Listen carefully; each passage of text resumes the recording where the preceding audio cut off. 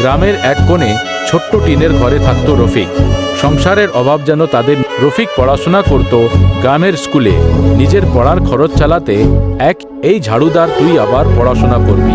রফিক কিছু বলতো না, শুধু মনে মনে। প্রধান শিক্ষক জিজ্ঞাসা করলেন, রফিক তুমি এত কষ্ট করে? স্যার আমি বড় হয়ে বিসিএস ক্যাডার হতে চাই। শিক্ষক বললেন, স্বপ্নটা দিনের বেলা কাজ, রাতে কুপির আলোয় পড়া, এই ছিল তার জীবন। রফিক এসএসসি এইচএসসি পাশ করলো ভালো ফল নিয়ে। বিশ্ববিদ্যালয়ে সেখানে আরও কঠিন সংগ্রাম করতে হলো। টিউশনি করে নিজের খরচ চালাত। অবশেষে এলো সেই দিন, বিসিএস পরীক্ষার ফল প্রকাশ। তার নাম তালিকার সে ফিরে গেল তার পুরনো স্কুলে।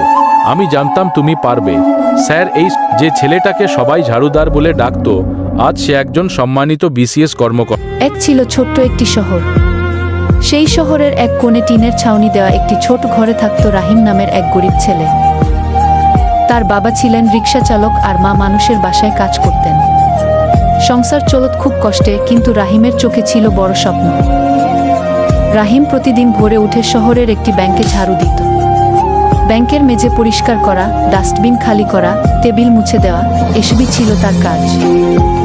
কাজ শেষে সে চুপচাপ এক কোণে দাঁড়িয়ে দেখত কিভাবে ব্যাংকের কর্মচারীরা কাজ করছে, কিভাবে মানুষ টাকা জমা দেয়, টাকা তোলে।